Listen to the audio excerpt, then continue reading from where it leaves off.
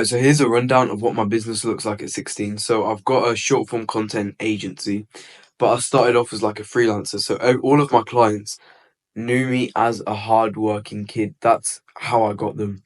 So how I get clients is I send them a free video, and I get my editor to send them a free video. But before, I used to actually just make a free video. I used to go onto YouTube and I would search up their name, and I'd screen record a podcast and I'd edit it, and I would send them this free video on every platform I could find, like Instagram, Twitter, LinkedIn, Telegram, iMessage, WhatsApp, email. I'd message them on even sometimes Facebook Messenger, and I'd message them on all of these, and most of the time they would see it obviously on one platform. So most of the time they'd see it through WhatsApp or something. And what would happen is that they'd use the video, they'd really like the video, obviously, because I've made it to high quality. They'd use it, so most of the time it'd perform better than their old videos, and they'd ask me how much it is. I'd say hop on a call, blah blah blah, signed. But obviously I wasn't going to get clients if I didn't have results. So I needed to get them to like me, because they weren't going to buy from me. Because if I wanted to charge the prices that I charge, either I need to get proper results or I need them to like me. And at the start, I couldn't really get proper results. Like, I knew how to make a nice video. I knew what music sounds nice. I know what subtitles look nice, but I didn't actually know what made a video viral. And and now I know it's all about the topic of the video. Uh, as long as the other factors like the editing, the subtitles aren't and the audio isn't unbearable, then everything else doesn't matter. Just the topic of the video matters, and the way that the person says it. Like, if the person is interesting, then obviously the video is going to be interesting as well. But anyway, I had to get them to like me, so they all knew me as this hardworking kid, and especially my first few clients were from Miami, so they were from America. So, or sometimes Florida as well, but most of them were from Miami, and I would get a message at like 2 a.m. So it'd be 8 p.m. for them, and they'd need the video for tomorrow, and they'd be like, "Hey bro, quick revision, can you do this, this, this?" And then I'd send a message back, like, obviously this was in summer holidays, I was online at 2 a.m. and I'd be wrapping up. I'm still working, I'm still at the table, I'm still on my laptop, but I'd send a message like, "Okay, let me get out of bed." And then they would leave it on red. I would send it like 10 minutes later, and they'd be like, "Thank you so much. I really appreciate your effort." And they really like me. And then when they hop on a call, obviously they'll be like, "What do you want to be when you're older?" Because they're trying to hire me, and I would be like, "Oh yeah, well, I want to be like you." That's what I would say to them, because all of my clients are rich businessmen. So, for example, one of my clients is like a super luxury real estate guy, and he was asking me, and the very first question he asked me is like, "What do you want to be long term?" And I said, "Well, I want to be like you. You're the inspiration." And then he laughed, and now that made him like me. That's given me a personality more than, even if I got results, he likes me for because I want to be like him, and because and I'm now more than just a face. Now I'm more than just an employee and stuff like that. So that's how I started out. Like, everything, I was doing all the work myself, basically. Like, when I had one no when I had two clients, I was doing all the work myself. Like, if they needed a video, I would go home and I would edit that video and I'd send it. After I got to three clients, I started looking for editors, and that's when I joined my mentorship program and stuff on how to scale it. Because right now I'm just a freelancer.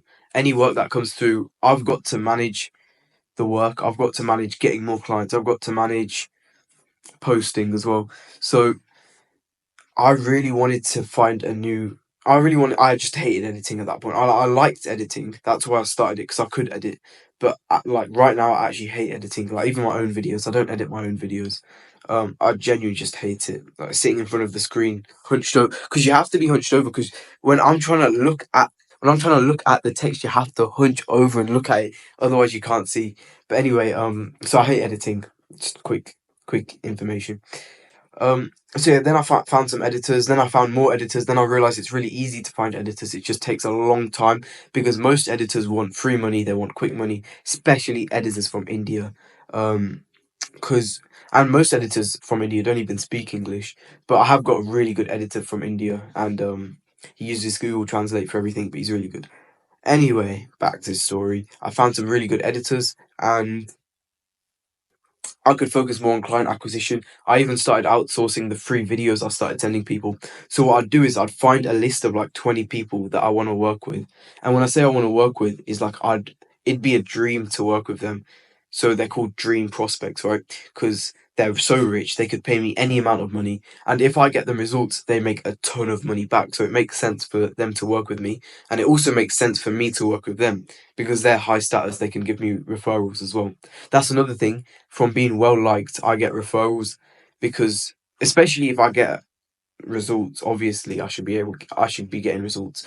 But the more results I get, it doesn't really matter. But if they like me, they'll give me referrals. Um, because it makes them, first off, they're looking out for me, and second off, it makes them look better to other people. Like, oh yeah, I know this hardworking kid. He won't disappoint you, stuff like that, and it makes them look better, especially because they know I won't disappoint. Anyway, so now I'm trying to transition away from that because you don't get paid as much from being the hardworking kid. You don't get paid as much. You can't really set boundaries. But now I'm starting to like become a proper agency, short form content agency, and I found editors. I've outsourced the outreaching, client acquisition, stuff like that. Now, the next step, so that was a rundown of my business, short form content agency.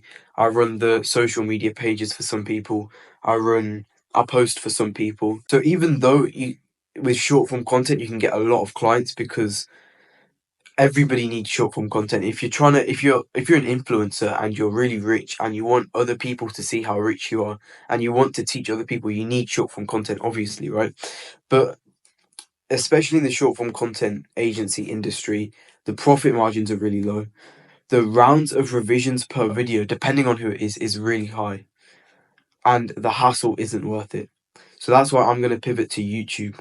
So I'm going to be a full stack YouTube agency. So when I say full stack YouTube agency, if you want to run ads on YouTube, so a lot of people run ads on YouTube because YouTube is a really good way of sponsoring your own videos. So anyway, if you want to run ads on YouTube, you contact me. If you want to do organic YouTube growth and you want to sell a course or something on YouTube and you want the primary lead source to be YouTube, you come to me. If you want to just earn ad revenue from YouTube by making your videos entertaining, you come to me. So like those three aspects. So it's like one is ads, one is selling a course on YouTube, and the other one is ad revenue from YouTube, which is like making the video viral. All three of those aspects, you come to me. So I want to be like a full stack YouTube agency because the profit margins are so much higher. And yeah, I think I'd be able to scale it so much easier than short form content. Because short form content right now, how I'm working is I come home and I've got like 2 hours that I have to do. I have to post. I can't delegate posting right now because I've got access to people's account that have like 1 million followers, 2 million followers, and I can't delegate that because I can't trust somebody in case in case they're saying like, oh yeah, give me a pay rise. If I say no, they can just post some next level wild stuff on the account, and I can't do anything, and then I've lost them as a client. But yeah, that's how I started the business. That's what I'm doing right now. Short form content agency. But what I'm going to do is I'm going to pivot to YouTube. I'm going to keep all of my existing short form clients, short form editors. I'm going to keep that running because that's running smoothly right now. So I'm just going to pivot my website to target YouTube. I'm going to pivot my outreach to target YouTube. So when I say target YouTube, I mean like I'm reaching out to offer YouTube to my dream clients. And yeah, that's pretty much the plan. I'll keep you updated on how it goes. Short form content is easy. I mean, for you, I would, if somebody's trying to get into this industry, I would recommend short form content because it's so easy to learn as well. You can't really learn YouTube like how you could learn short form content, and especially the editors as well. The editors you've got to be careful for, but if you find the right editors, trust me, it's so easy to scale. But the profit margins are low. Like I could send screenshots of like these big payments that look really cool, but then the profit margins are like 20%, 30%. So in reality, if I wanted to buy something that I really want to buy like a 5K motorbike, I'd have to wait 2 months to get it. So I'm not even waiting 2 months because I'm spending on other stuff as well, like other stuff when I feel like it. So I'm gonna definitely pivot to YouTube and see how it goes. If you want to starting short form content, but yeah.